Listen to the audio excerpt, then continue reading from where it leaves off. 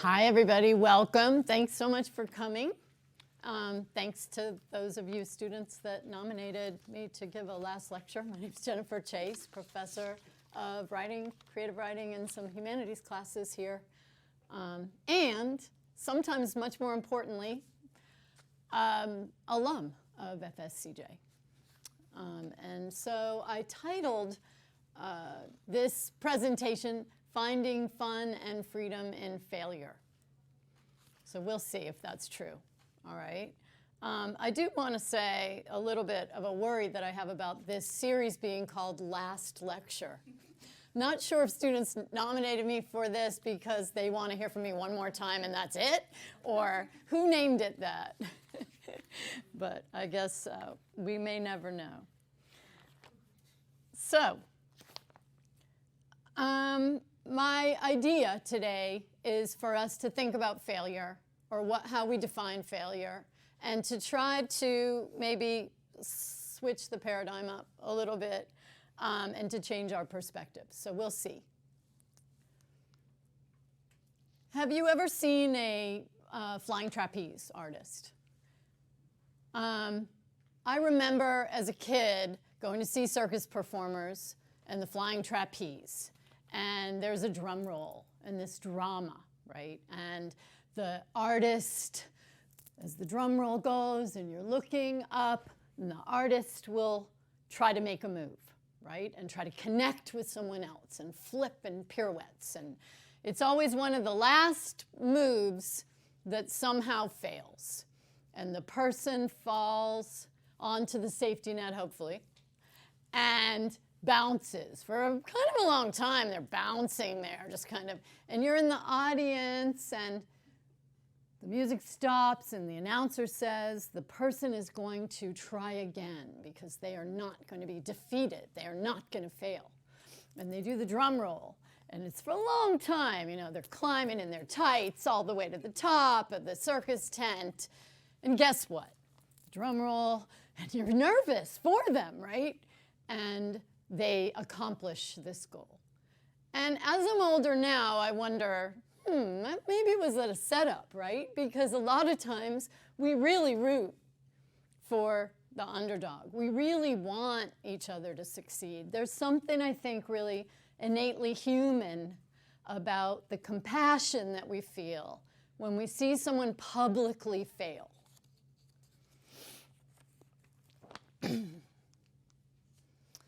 You maybe, have any of you seen this before? Pretty prevalent, right, in social media to see this flying around. What is failure, right? I missed more than 900 shots in my career. I've lost more than almost 300 games. 26 times I've been trusted to take the game-winning shot and missed. I've failed over and over and over again in my life, and that is why I succeed. Love it. Beautiful. Sometimes you can take something and distill it down into a tight little series of sentences like that, and it speaks volumes, especially if the person saying it really defies what you're reading. I went to Catholic school, and the first time that I can really recall associating the idea of failure with success is 5th grade. And in 5th grade, Sister Mary Frances, my 5th grade teacher, passed out tiny little pieces of paper to each of us in the classroom. They were all identical. And on those tiny little pieces of paper were a series of failures by a well-known politician. And here's how it went.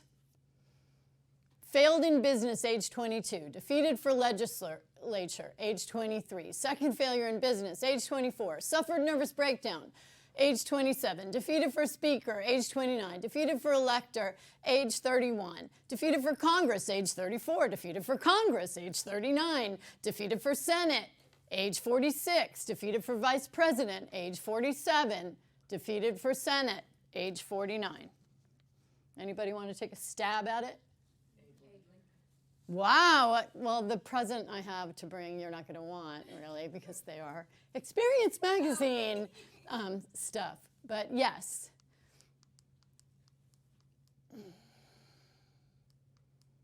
It is Abraham Lincoln, who was then, after all that series of failures, elected president at age 51. And if he were here today doing the presentation, probably a lot more students would have nominated him, and there'd be a much greater crowd. But I like quality rather than quantity. And I doubt seriously if his title would have been Finding Fun and Freedom in Failure, because he doesn't look like, he's really having a lot of fun, but he definitely found freedom. So we'll take it to my pretty impressive timeline of failures. And I'll start kind of in the 80s. And I'll start with my second attempt at college. Second of 3. And this was the University of Florida. And at age 18, I had tried quickly to go to attend classes. Notice how I say tried to attend classes at Manatee Junior College. It didn't last long. I didn't really live up to meet the moment of my potential at that time. And then I applied at the encouragement and insistence of my mother to go to the University of Florida and was accepted. And I didn't do much better at attending class at the University of Florida, but I did attend things, just not class. One place where I had perfect attendance was Chrysler Hall, where one would go to get their financial aid check. And I had perfect attendance there. I knew the date, I knew the time, and I knew my letter of my last name and where I would fall probably in the line. And so I never overslept on that day. I didn't miss it. Couldn't make it. I don't want to get you sick, so I can't come. No, I was there. Perfect attendance. I also had perfect attendance at the Purple Porpoise. So if you blindfolded me right now and put me on a helicopter and brought me over to Gainesville and landed in the middle of campus, I would no doubt be able to smell my way to Chrysler Hall and what used to be the Purple Porpoise, which sadly is no longer there. I'm sad to say, but it was a great place. I was learning things, but I wouldn't find out till later. Another dream I thought I had was to be a singer. And I don't know if you've seen the 80s, but that's called not failure. That's actually a success at a hairstyle. These aren't pictures of myself. You would all have to pay for me to include real photos, which are even worse than that. So while I was not attending class, which was very often, I was auditioning for bands. And one of those bands was a band called Charisma. And I auditioned and got in the band. And it was not a student band. It was a band with older African-American guys that were serious, awesome, hardworking musicians. And I was a 19-year-old, not serious, not hardworking, kind of pretend student. They were serious about rehearsing, getting gigs, doing marketing, and they hired me. And so I was their front person for a while, which I didn't deserve. So I didn't really grow as an artist at that time. I could have, but I didn't. But I did grow in other ways, because I was hanging out with people that had different backgrounds. I was hanging out with people that were a different age, that had different experiences, that had different access to things that I did, and that were exemplifying a different work ethic as well, and that were sharing their lives. I'd go over to their houses to rehearse. I learned a lot about their family situations and about just trust and care. And it was different, maybe, than the relationships I was forming with fellow students that were 19, not going to class also.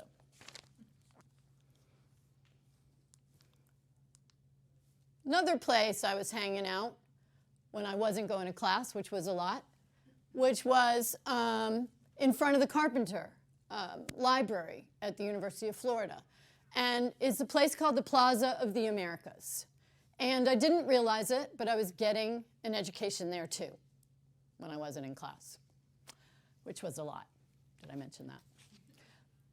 And so these are actually almost current pictures of the real people. There was a couple named Jed and Cindy. And Jed and Cindy were evangelists. And they would come to campus.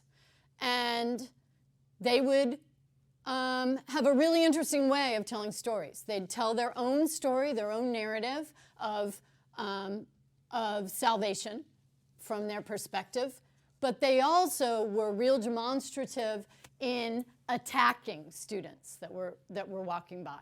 And they would name call, and they would point, and they would, depending on the length of your shorts, you were called a lot of things. And it was interesting. So I'd hang out and watch. Some students would circle them on a bicycle and interact with them.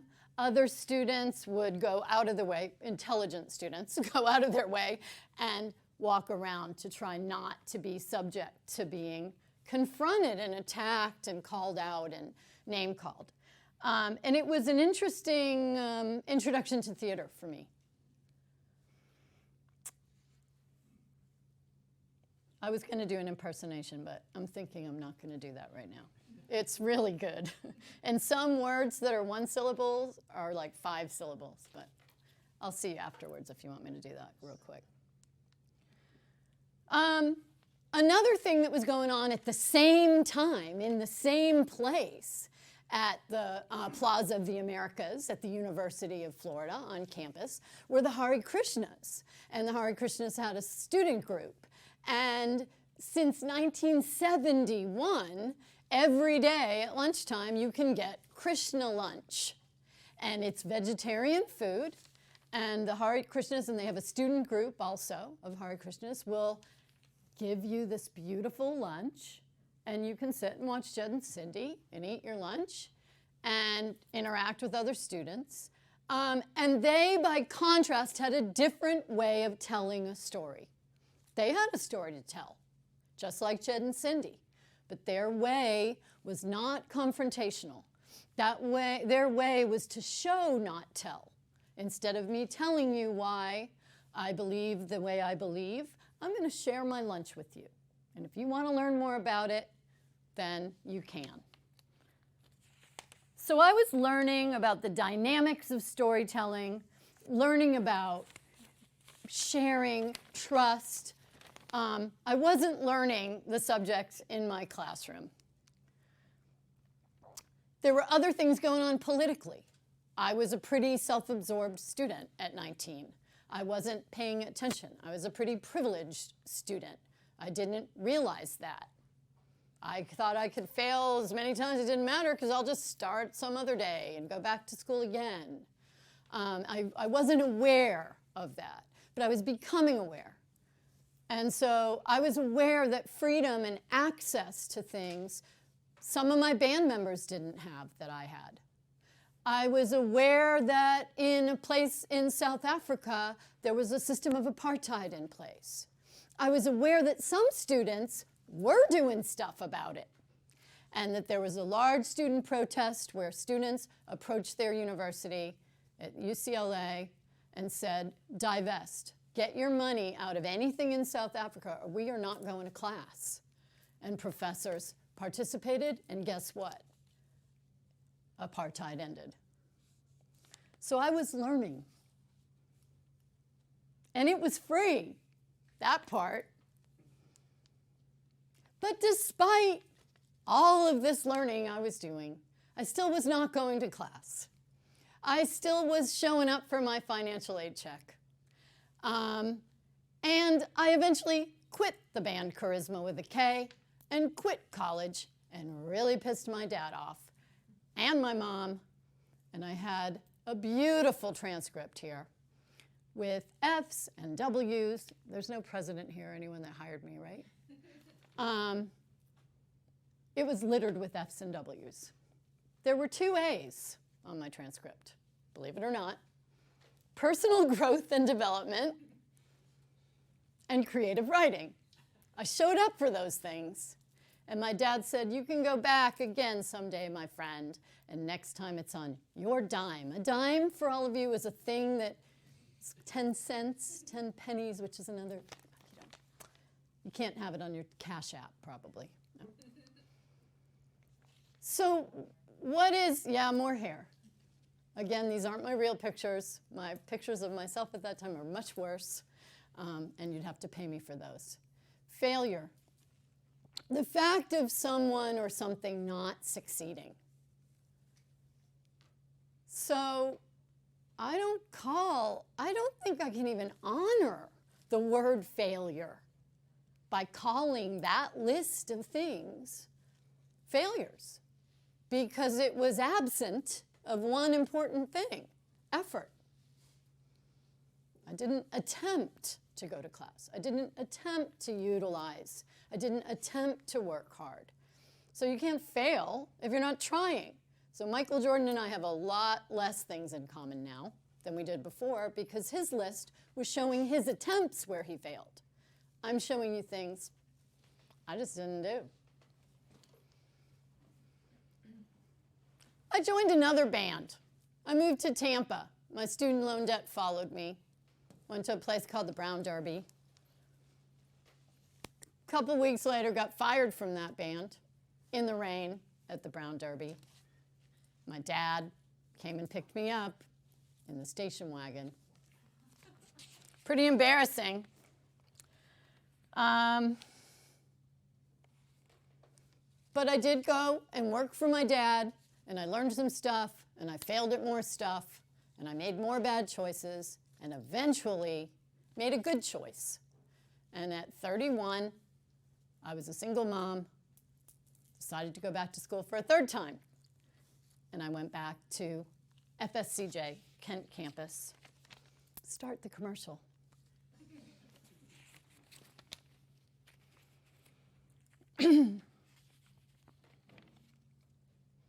My past transcript did follow me. No one waved a magic wand over that. I had to take ownership of the F's and the W's, but I got to keep the 2 A's. I had to pay it all back as a single mom on my own dime. It was hard work. And I eventually paid it back and got a 4.0 and held on to that 4.0 for a while.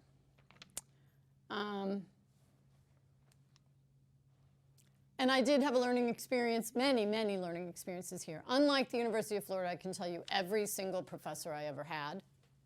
I could tell you moments where the outside world connected to the inside. I wrote 5 albums of material in my life. 2 of them I wrote right there on that campus in philosophy class and stuff I learned in humanities class, and things all started to come together. My daughter was in a French immersion program at a magnet program in a public school, and I started French. So a lot of things were coming together. And I got a B+. And I went to my English professor and I said, Dr. Reynolds, it's Jen Chase here, I got a B+. And I have a 4.0 though. I've got a 4.0. I've never had a B+. Not this time. I got a 4.0. And he said, well, then you ought to thank me, Jennifer, because it was going to happen sooner or later, and now you don't have to worry about it. It's done. And that's freedom. Because sometimes, as some of you are my students and you hear me say, if I could make this college pass-fail, I would make this college pass-fail. Forget about your grades, and you're going to do well if you do the work. And that's what he meant. Get over a B+, A, whatever. Are you learning? Are you challenging? So if you're so focused on it's got to be something, you're going to play it safe with yourself. You're not going to try things that you can't achieve or that you think you can achieve, because you're going to believe that the grade's more important. You want to be safe. Wrong. Definitely. And I learned that partially from him. I started writing and recording and perform music for a living, but it was fun. And I started to learn and rehearse and do the things that I hadn't done before. And so I was learning. I also was trying to assert myself. I went to a gay bar in Riverside, right down the street from my house. I knew 5 chords, and I had just bought a guitar. And I knew a couple of Hootie and the Blowfish songs. And I went and told the owner of the bar that I could bring in a crossover crowd, that they have a gay clientele, but maybe lots of different kinds of people will come. And he hired me. And I played 5 songs for a really long time throughout the evening. But eventually I played 51 out of 52 Sundays, and that's how you learn. And again, meeting different kinds of people, which we have in our classrooms here. I got a scholarship to create and collaborate and study in Dakar, Senegal. That's not a failure, but guess what? It exemplifies one thing I got when at the time I had applied for probably 35 different things. And so when I came back, a lot of my musician friends said, hey, we want you to show us how we can go to Senegal. We want to go make music in West Africa, and we heard you know how. I said, I know how to try stuff. There are 35 things I didn't get. But you don't see that. You see the one thing, right? So I encourage you, if there's anything you want, look to someone that's living the life you want to live, doing the thing you want to do. Study their path. Study how they got to this thing that you think is amazing. I bet there's a lot of things that weren't so pretty. I bet there are a lot of times that things didn't work out. Like college algebra. Uh-oh. Sometimes we can spend a lot of time avoiding something, you know, like I did with college algebra. And I really thought by the time I was at the University of North Florida, got back from Senegal, from my scholarship, had one more class to do, was pregnant with my second child, and guess what? I thought, see, if you avoid something long enough, it goes away. I'm about to graduate. College algebra went away. I didn't get my associate's degree or my bachelor's degree because I got a little notice that said, we've examined your transcripts and you don't have college algebra. So I had to hurry up and take an accelerated class in college algebra, expecting in May, take it at FSCJ back at Kent campus, even though I was a student at UNF. And guess what? It was hard, but I finally did it. I could have done that a long time ago. I had spent all that time avoiding it. But with help in the lab, I was able to finally get my BA in International Studies and a minor in French. Later, grad school. Tried to go to grad school. By that time, I thought that I really had it down, how to research, how to study, how to do things. During that time, I had a professor that sent me a letter to let me know that my work was not grad school quality. And that was hard to hear. Luckily, she thought it was because it was the University of New Orleans and it was during Hurricane Katrina. But guess what? I knew that wasn't the reason. I knew I had to raise my game. I had to try harder, which I did and pulled it together. But these getting knocked down sometimes might be exactly what you need to hear. She didn't say you're a failure, you're no good, you can't do this. She said this work is not grad school level work that you're turning in. I needed to hear it.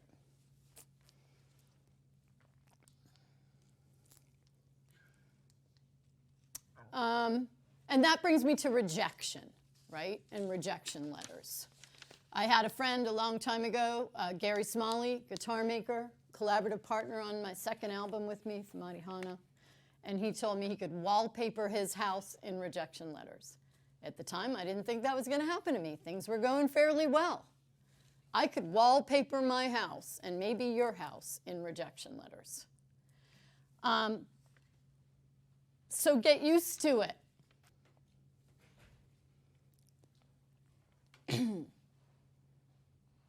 In 2018, I wrote 72 applications for plays, scholarships, fellowships. So from 2018 through for 3 years, 2018 through 2021, I had started keeping track.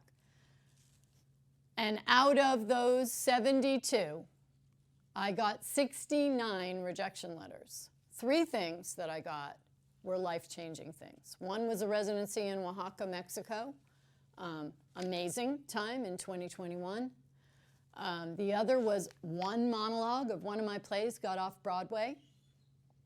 And I got to fly up and see a whole 3 minutes off Broadway. And the other was a project in Senegal that has been a lifelong dream of one of my plays to pursue. But 69 rejections, and I believe that had I not done those 69 things, I wouldn't have gotten the 3 huge things. It could have been one thing. So you never know. So you got to stay in the game. Accidental discoveries. Did you know Post-it notes are an accidental discovery?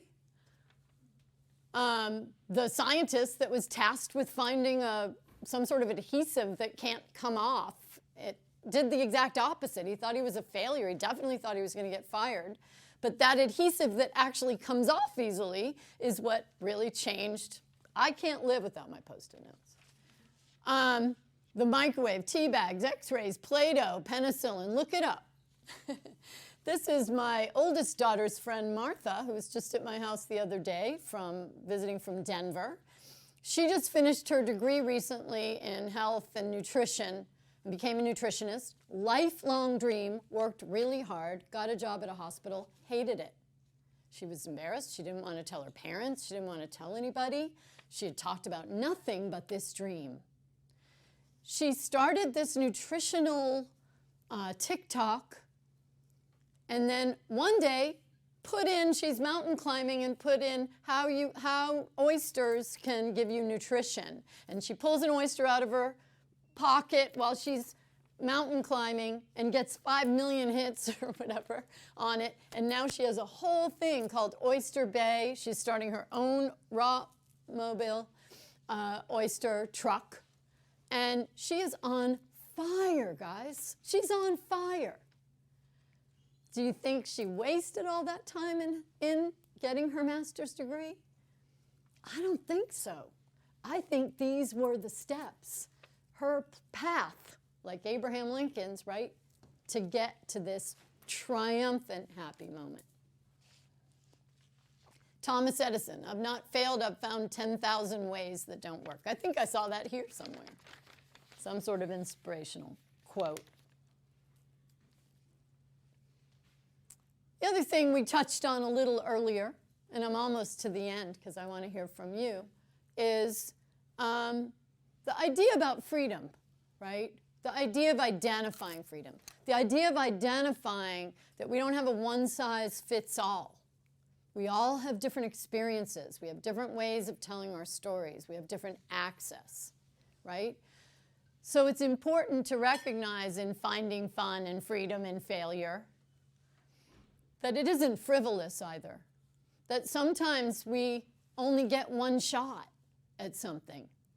And we want to be in the best position we can be to put our history, our experience, our best foot forward and not blow it. So I don't want to do a little song and dance jig about, it's fun, keep going. I grew up with an amazing set of parents that did teach me that. They meant it. If you fall down, when I got fired from the band and my dad picked me up in the rain in my little lace Prince and the Revolution outfit, crying, he's like, you know what, my friend, you're going to dust yourself off, you're going to pick yourself up, and you're going to try again. That's how I was brought up. But what I realized when I went to Senegal, what I realized with my band, what I realized when I study and read and have access to other people's stories, that isn't necessarily how it works for everyone. And we can't count on that. So I think that compassion, that understanding, that recognition, giving each other the chance to fail or to fall short, but also give each other a hand. We need to prop each other up. And that's a really important part of the story. And also, don't lowball ourselves, right? You've got to keep the bar high. That's better than being safe, because you might never know what you can accomplish if you don't try something higher.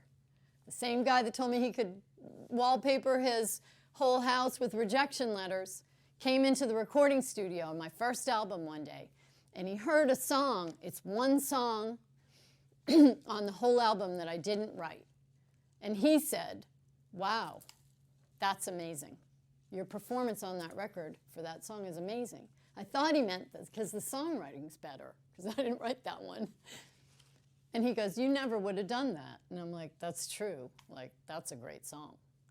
And he said, no, you wouldn't have written it in that key. And I thought about it because I love A minor. Any of you guitarists out there? A minor is great. I write, I guess, everything in A minor. But he's right. I wouldn't have thought I could reach that key, and I wouldn't have written it in that key. And that's a great metaphor for me all the time. I would have written it in a key that I knew I could hit. I wouldn't have ever tried to hit that key. So there you go. So in closing, I want to tell you a couple of studies. So you don't have to, as my students here in my English ENC 1102 classes will know, the subtext of your thesis is always, you don't have to take my word for it, because ba ba ba ba ba ba ba, right? That's your research, and that's what we do here in the LLC, and that's what our amazing librarians help us to do, is to find evidence that doesn't trump our story. It's not better than our story. Our stories are awesome. Your stories, your narrative is way more important. But the evidence that supports your ideas is really important to find. So, a 2019 Northwestern study found that failing more on its own does not always produce more successes. Failing more on its own is not what is going to do it, okay? Learning from the failures, though, and changing behaviors with further attempts does. So failing faster, okay, is another important part of this Northwestern study. Failing faster is a key to success. And the study showed that as time increased between failures and successive attempts, so did the likelihood to fail again. So sitting in your you-know-what longer is not, even if you get up, the longer you sit in it before you try again is lowering your chances of having success and increasing your chances that you'll fail again. Conversely, the sooner after a failed attempt that one made more attempts, it increased the likelihood of your success. He says, and I don't know about this one, but the study professor, every winner begins as a loser. I wouldn't have put it that way, but that's what he said. He did the study, and it's Northwestern, so I put it in there. The last thing that I want to leave you with is another study. And it's the reason why I did this presentation today, because it's way more fun to talk about the stuff we accomplished, right? I'd way rather tell you about all that stuff than be like, A 2016 cognitive studies researcher, Zhengdan Ling Siegler of Columbia University's Teachers College, published a study that found that high school students' science grades improved after they learned about the personal and intellectual struggles of a scientist, including Einstein and Marie Curie. Students who only learned about the scientists' achievements saw their grades decline. That's not surprising. I've found that when I stop talking about, I got this grant, I did this and that, if I stop talking about that and share with students, I struggled too. I was in your seat. I once thought I could never learn French. I was 31. I was late to be going back to school. I was a single mom. I had no money.